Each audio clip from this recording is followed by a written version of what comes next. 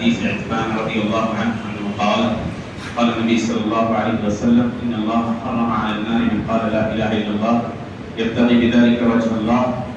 وعن أبي سعيد الخدري رضي الله عنه عن رسول الله صلى الله عليه وسلم أنه قال موسى يا رب علمني شيء أذكرك به وأذكرك به.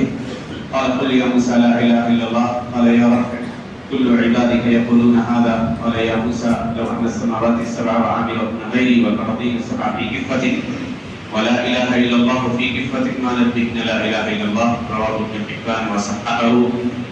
وعن أنس رضي الله عنه قال سمعت النبي صلى الله عليه وسلم يقول قال الله تعالى يا ابن آدم لو أتيتني بقراب الأرض خطايا ثم لقيتني لا تشرك بي شيئا لأتيتك بقرابها مغفرة.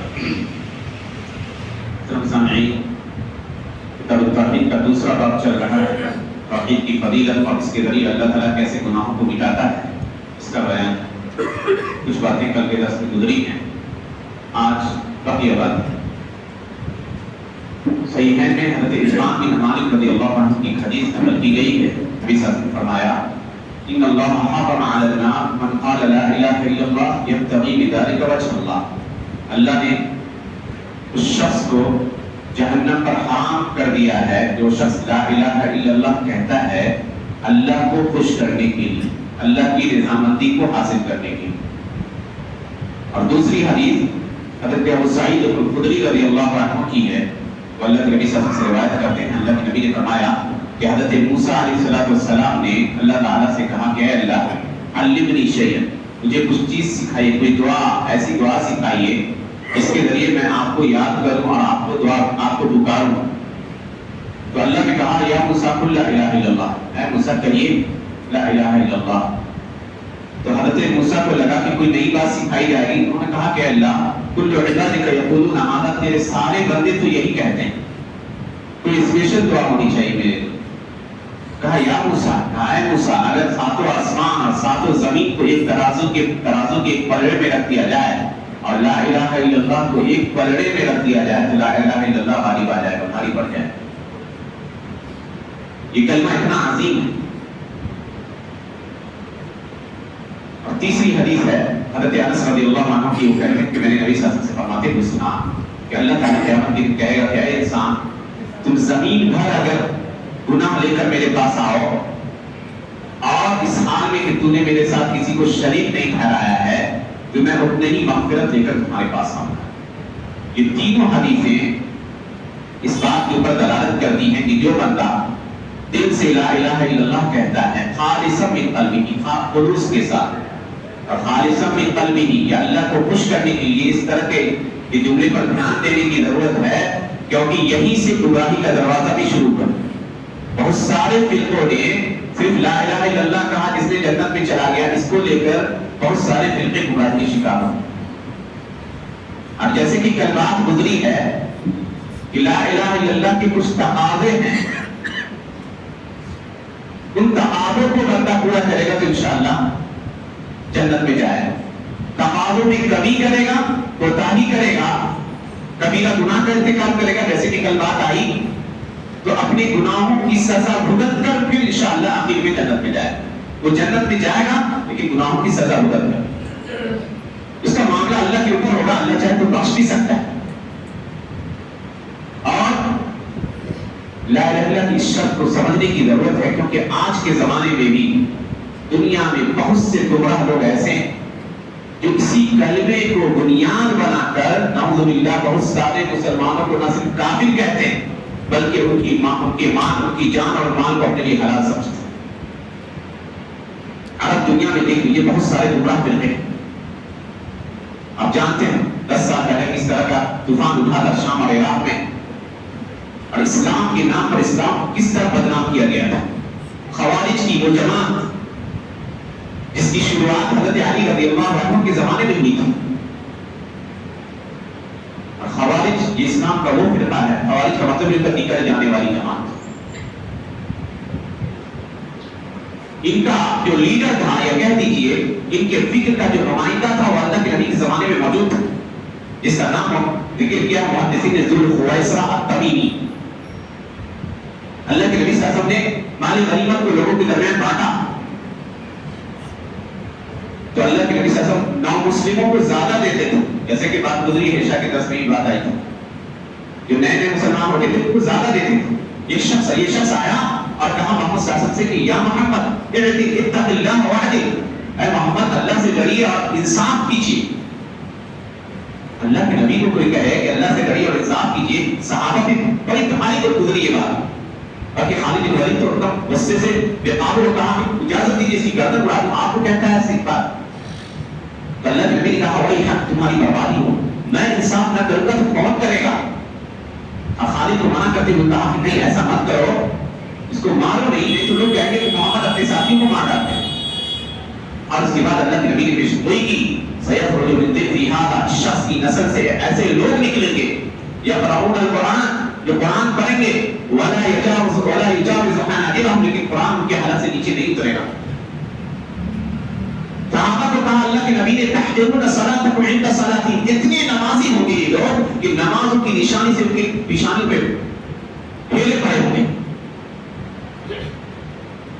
کہا کہ اپنی نمازوں کو، ان کی نمازوں کو دیکھ کر حقیق سمجھو گے کہ ہماری تو نمازی نہیں ہے ایک طرح سے، اتنی نمازوں کے پابند ہوں گے. لیکن اللہ کے نبی نے کہا یبرقون من الدین کما یبرق السهم من الرمیہ، دین سے ویسے ہی نکل جائیں گے جیسے تیر کمان سے نکل جاتا ہے. کہا کہ میں پالوں تو قوم سمود کی طرح انہیں ہلاک کر ڈالوں. اتنے خطیر، اتنے نقصان دہ ہوں گے یہ امت مسلمہ پر، اور اس کا اثر ظاہر ہوا.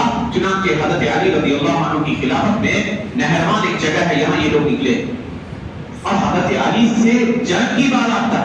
2800 لوگ تھے جن میں سے اکثریت کو حضرت علی کے لشکر کے ہاتھوں جو ہے اپنی جان گنوانی پڑی. یہ وہ فرقہ ہے اس کا عقیدہ دیکھیے کتنا خطرناک ہے. کہتا ہے کہ لا الہ الا اللہ کا مطلب یہ ہے کہ انسان زبان سے اقرار کرے، دل سے اس کو مانے اور عمل بھی کرے. ایک کبیرہ گناہ کر لیتا ہے، کبیرہ گناہ کر کر اس کی تعریف گزری ہے آپ کے پاس. ایک کبیرہ گناہ اگر کر لے تو وہ اسلام سے نکل جاتا ہے. مان لیجیے کسی نے اپنے ماں باپ کی کوئی بات کو نہ مانی تو ان کے نزدیک یہ شخص کافر ہے، اور کافر ہی نہیں شدید کافر. کوئی فرض نماز کسی نے چھوڑ دی جان بوجھ کے تو ان کے نزدیک کافر ہے، کافر مخرج من الملت، شریعت سے نکل گیا. اب شریعت سے نکل گیا، یہ لوگ کیا کرتے ہیں؟ ایسے شخص کی جان اور مال کو حلال سمجھتے ہیں، ان کی بیویوں کو اپنی لونڈی بنا لیتے ہیں. اور یہ دیکھا گیا ہے آج کے سے 10 سال پہلے کہ کس طرح یہ فتنہ پرور جماعت اسلام کو بدنام کرنے کا سبب بنی. دین میں وسطیت، ماڈرن ہے، دین معتدل ہے، اس کو سمجھاتا ہے. اسی کے بعد سے ایک اور جماعت جس کو معتزلہ کہا جاتا ہے. ان جماعتوں کے عقیدے کا تذکرہ کرنا اس لیے ضروری محسوس ہوتا ہے کیونکہ اس کے باقیات یا اس کے آثار آج بھی ہمارے زمانے میں لوگ موجود ہیں.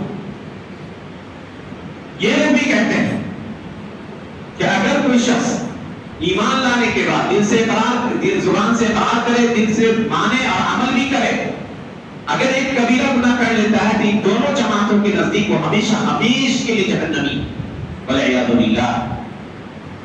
ایک گروپ اس کے برعکس ضد میں نکلا اور جس کے بارے میں علماء نے لکھا ہے سب سے خطرناک گروپ ہے، جس کو مرجئہ کا نام دیا گیا.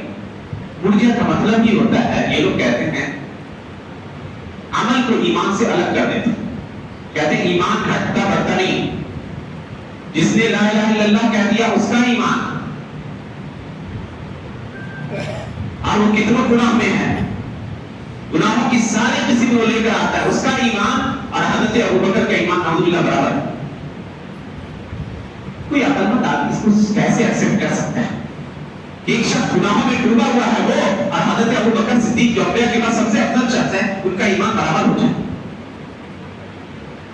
قرآن کریم کی بے شمار آیات ایسی ہیں جس کے اندر تذکرہ ہے کہ ایمان میں کمی بیشی ہوتی ہے. اللہ کہتا ہے یزید اللہ الذین اہتدوا ہدی، اللہ ایمان والوں کی ہدایت میں اضافہ کرتا ہے. مومنوں کی شان یہ ہوتی ہے کہ وہاں قرآن کی آیت نازل ہوتی ہے تو ان کے ایمان میں اضافہ ہوتا ہے، زیادتہم ایمانا. اور یہ محسوس کرنے والی چیز ہے. الحمدللہ نیکی کے زمانے دن سے گزر رہے ہیں، دیکھیے گا کہ کبھی کبھی ایمان کا گراف اتنا اوپر بلند ہوتا ہے لگتا ہے کہ دنیا کیا ہے، باقی چیز. اور کبھی انسان اللہ سے غافل ہوتا ہے تو لگتا ہے کہ ایمان ہی کم ہو گیا ہے. تو ایمان کی کمی بیشی امام بخاری نے باقاعدہ چیپٹر قائم کیا ہے. تو یہ پھر آج مرجئہ ہے، ان کے ہاں بہت سارے گروپ، ان میں ایک گروپ ایسا بھی ہے جو کہتا ہے کہ ایمان صرف یہ ہے کہ تم اپنے رب کو جان لو. رب کو اگر آپ جان لیں تو آپ مومن ہیں, آپ کو کوئی گناہ نقصان نہیں پہنچائے گا. تو ان کے نزدیک فرعون بھی نعوذ باللہ مومن تھا, کیونکہ فرعون جانتا تھا کہ اللہ آسمان و زمین کا رب ہے. حضرت موسیٰ کہتے ہیں لقد علمت ما انزل هؤلاء الا رب السماوات والارض بصائر وانی لاظنک یا فرعون مذکورا. اے فرعون تم اس بات کو جانتے ہو پوری طرح اس کائنات کا خالق اور رب اللہ ہے. تو اس کا کہنا ہے اس فرقے کا جو جہمیہ کہلاتا ہے کہ اگر صرف اللہ کو کوئی بندہ پہچان لیا اللہ کی نشانیوں کو دیکھ کر تو وہ مومن. گمراہی کے اتنے دروازے کھلے, امت کا بہت سارا بڑا طبقہ گمراہی کا شکار ہو گیا ان باتوں میں. ان کے بقول اگر ابلیس بھی مومن ہے کیونکہ وہ اللہ کو جانتا تھا, تو سب یاد رکھیے کہ توحید اور عقیدے کی ان مباحث کو سمجھنے کی ضرورت ہے. اسلام وسطیت کا دین ہے, اعتدال کا دین ہے. الحمدللہ آپ اللہ کا اقرار کرتے ہیں زبان سے, دل سے اس کو تسلیم کرتے ہیں اور عمل بھی کیجیے. کہیں کوئی کوتاہی ہوتی ہے تو اللہ نے توبے کے دروازے کو کھول رکھا ہے اللہ کے سامنے, توبہ کیجیے. کسی کے اوپر کفر کا فتویٰ نہ لگایا جائے, فلاں کافر ہے, فلاں کافر, فلاں کافر. تکفیر مومن یہ کھیل نہیں آسان, اس کے نتیجے میں امت میں بڑا انتشار کرتا ہوا ہے. تو دین کو صحیح طریقے سے سمجھنا, صحابہ کرام اور سلف صالحین کے منہج کے مطابق سمجھنا ہر مسلمان کے لیے ضروری ہے تاکہ اس کا ایمان ہر طرح کی فکری گمراہیوں سے محفوظ رہ سکے. اللہ سبحانہ و تعالیٰ سے دعا ہے کہ اللہ سبحانہ و تعالیٰ ہمیں دین کو صحیح سے سمجھنے کی توفیق عنایت فرمائے. آمین.